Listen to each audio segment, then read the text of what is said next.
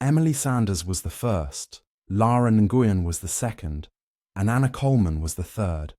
3 young women who vanished without a trace, each after answering a simple babysitting ad. By the time Sarah Avery was found barely alive in a crawl space, the question wasn't just who had taken them, but how he had stayed invisible for so long. What investigators uncovered next would haunt them forever. A calculated evil so precise, even the most seasoned officers broke down. This isn't just a story of abduction. It's a story of a predator who built a perfect trap, and the one girl who lived to expose it. Stillwater was the kind of town where life moved slowly, like the steady flow of the river that ran through its center. Tucked away in the dense Oregon woods, it had a quiet charm, the kind of place where neighbors waved from their porches, children rode their bikes without fear, and Friday nights meant high school football games under soft golden lights. Crime was rare, mostly limited to speeding tickets and the occasional bar fight. People trusted one another. That trust was a part of the town's identity, something sacred and unbroken for decades. But in the summer of 2003, everything changed. Emily Sanders was a bright, dependable 17-year-old. She was known in town for her kindness, her good grades, and the way she always showed up on time. On June 4th, she told her parents she'd found a last-minute babysitting job. The family had contacted her through a flyer she'd posted at the local diner, the kind with the little tear-off phone number tabs. It wasn't unusual. Teenagers in Stillwater often picked up babysitting gigs that way. Emily left the house around 6 p.m., promising to be back before midnight. She never came home. By morning, her parents had called everyone they could think of. No one had seen her. No one knew the family she was babysitting for. When they called the number that had been listed on the flyer, it was disconnected. Panic set in quickly. The police were contacted, and within hours, officers began canvassing the area. The address Emily had given her parents led to a house on the edge of town, a place tucked behind a line of trees, almost invisible from the road. When police arrived, they found the front door ajar. The house was cold and empty, stripped of any sign of life. There was no furniture, no dishes in the sink, no photos on the walls. It didn't look lived in. It looked staged, like someone had tried to make it appear normal, but hadn't known how. There was no sign of a child. The only thing that stood out was a strange, almost bitter chemical smell coming from the basement. It clung to the walls and seeped into the floorboards. Officers searched every inch of the house. In the backyard, under a patch of overgrown grass, they found Emily's phone. The screen was cracked, and the casing was scratched like it had been thrown. Her final text was chilling. It read, "Something's not right." That message would become the first clue in what would turn into one of the most haunting investigations the state had ever seen. At first, police believed it might be an isolated incident. Maybe Emily had gotten lost or had run away. But those thoughts vanished quickly. The more they searched, the more things didn't make sense. The house had no rental record, no owner. The utilities had been shut off for months. Whoever had arranged the babysitting job had used a fake name and a burner phone. It was clear that this wasn't just a disappearance.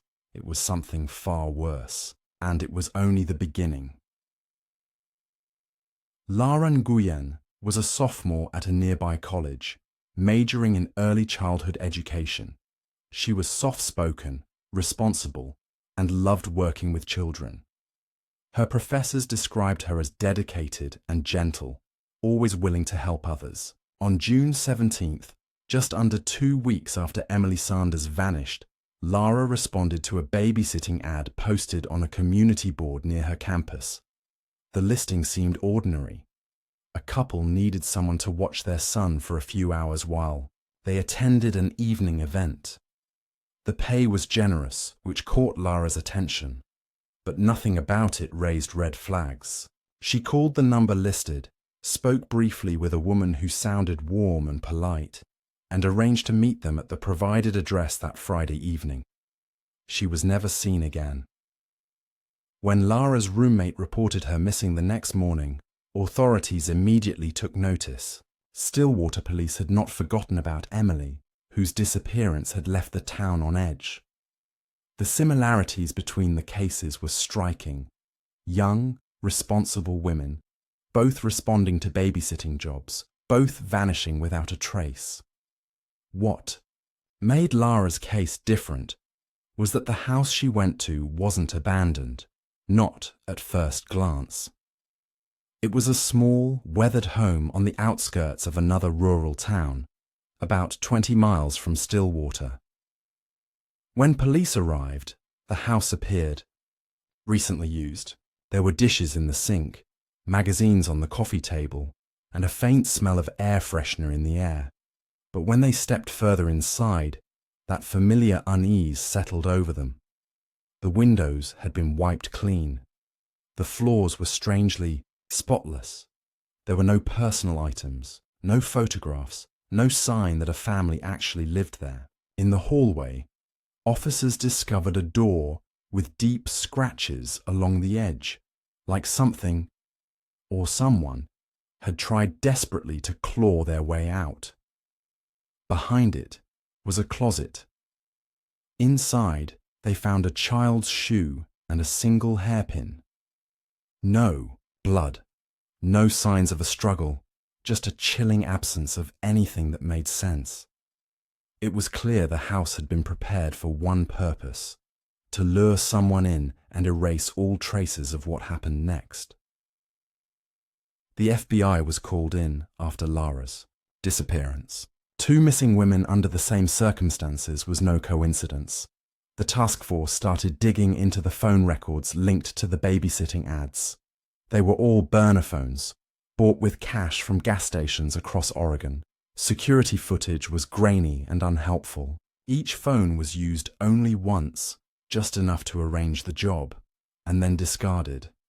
It was a careful, calculated pattern. Fear began to ripple through the community. Flyers warning against responding to babysitting ads were posted all over, campuses and coffee shops. But even as the investigation grew, authorities knew one terrifying truth. Whoever was behind the disappearances was still out there, and getting better with each attempt. There were no fingerprints, no DNA, no security, footage that showed a face, just silence, and the chilling sense that these young women had stepped into a trap so perfectly designed. No one saw it until it was too late. The third disappearance shattered any illusion of coincidence. Anna Coleman was 21, confident, and fiercely independent. She lived in her own apartment, worked part-time at a local bookstore, and had dreams of becoming a journalist. On July 10th, she told a co-worker she was heading out for a babysitting job she found online. She'd mentioned it in passing, laughing about how easy the money would be for just a few hours of work. The address she gave was on the edge of a nearby town called Red Hollow, a quiet area surrounded by thick woods and long empty roads. When Anna didn't show up for her shift the next day, her manager tried calling. Her phone rang, but no one answered. By that evening, her parents had contacted the police. Investigators immediately connected the dots. Same setup, same vanishing. Only this time, something was different. When police arrived at the address Anna had visited, the house was already gone. What stood there now was just an open field. No structure, no foundation. The grass was uneven and tire tracks were visible near the edge of the property. A neighbour told officers that there had been a small house there a few days earlier, one that looked newly built. But when asked for details, the neighbour admitted they had never seen anyone go in or out. It was as if the house had appeared, served its purpose, and then vanished without a trace. A deeper search of the area uncovered something hidden near the tree line. A pile of burned wood, nails, and insulation. Someone had destroyed the house and tried to erase every part of it. Among the debris, police found a half-melted button and the edge of what looked like a student ID card. Forensic teams later confirmed it belonged to Anna. This level of control terrified investigators.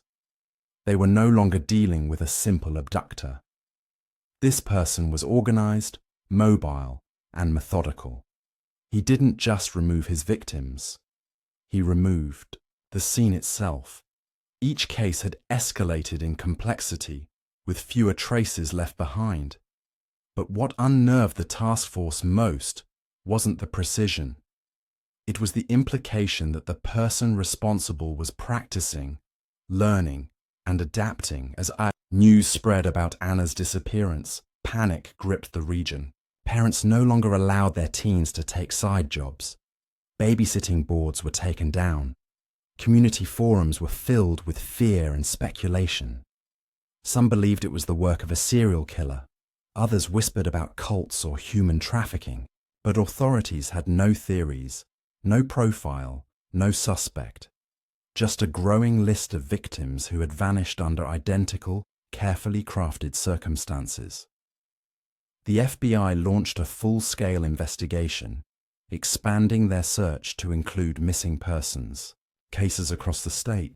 They found several that bore eerie similarities. Young women gone without explanation, with only a vague mention of a job or a last-minute meeting before they disappeared. It was becoming clear that this predator had likely been active far longer than anyone realized.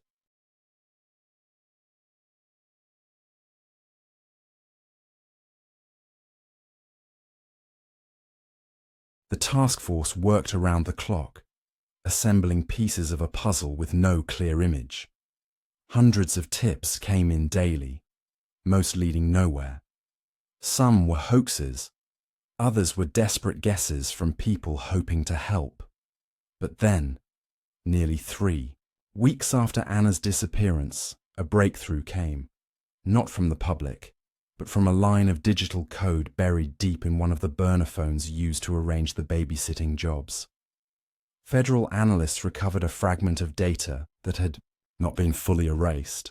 It showed a brief connection to a private internet network, a residential IP address that hadn't been used in months. The address belonged to a man named Russell Dana, a name that hadn't appeared in any of the investigation's previous searches. On the surface, he was unremarkable. A reclusive man in his 60s, no known family, no active employment. But when they looked deeper, they uncovered something chilling. Russell Dana had once been a child psychologist. In the 1990s, he'd been quietly stripped of his license after multiple allegations of misconduct surfaced. Nothing that led to criminal charges, but enough to end his career.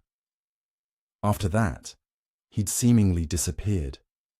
No tax records, no credit activity, no digital footprint. It was as if he had chosen to vanish from public life.